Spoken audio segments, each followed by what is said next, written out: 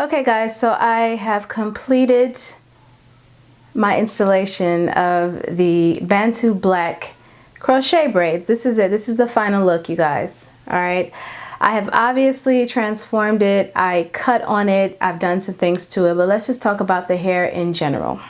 I saw this hair on the Elevate Styles website, and I was like, oh, yeah, I think I want to try that. I want to try that. So here it is. This is it right here, okay? It is very similar to the Durban twists, or, you know, it looks very Marley-ish, but it doesn't feel like Marley hair. It's softer. It is like an untwisted twist is what it kind of looks like, a twist out, right? I love it. I'm looking at the monitor. Okay. I love the texture of this hair, and I love the color. The color is awesome. What I have in is the Somber 1B66R and a little bit of 99J thrown in there every now and again. This is what the package looks like, okay? That's what the Bantu black packaging. It's 14 inches long. It is crochet. It is Toyoka lawn hair and 100% hand braided. I'll put all the information in the description box along with the link to the hair from elevatestyles.com, because that's where I get my hair from, y'all. All right, but look at this. Look at it. Look at it. It's very, very beautiful. Now, it did not look like this after I installed it. It was actually a little bit longer than this. It definitely didn't have all these layers. This is kind of what the hair looks like in the pack. Kinda. This is what the hair looks like in the pack, at least this color. Okay, now I believe the darker colors are a lot more defined than this.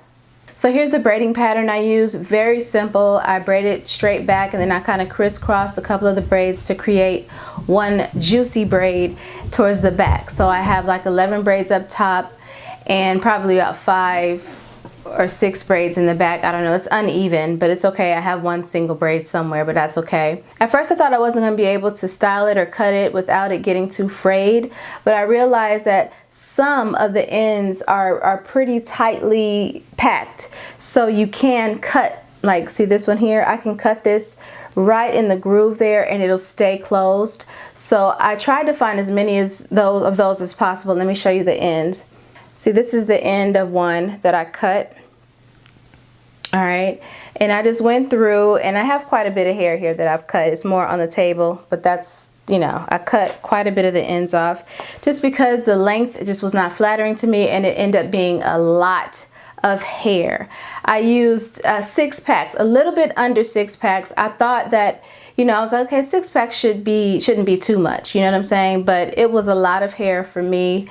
And so that's when I decided, okay, I went in and I was trying to think of ways to thin it out and where to pull hair out from. And I just felt uncomfortable taking some of the hair out, thinking, you know, oh, it's gonna be sparse in there, you know. And it's not that I really packed it in there really tight. I left space. The hair is just really thick and dense, so it's big. Now you may see some things like this, okay, because when I cut this one was pretty poofy, and you know, if you cut this area, it frays, and it looks like, I should have an example, like this here.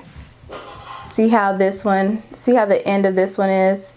Okay, so I was twisting, or I did twist some of the ends that were a little bit too poofed and frayed and looking weird, and I plan to dip these and take them loose and see what happens with that, or I'll just leave it twisted overnight and untwist it tomorrow, because I don't want anything to happen to the texture if I dip it in hot water. You know what I'm saying? Sometimes that'll silk it out a little bit more than I want it to be silked out.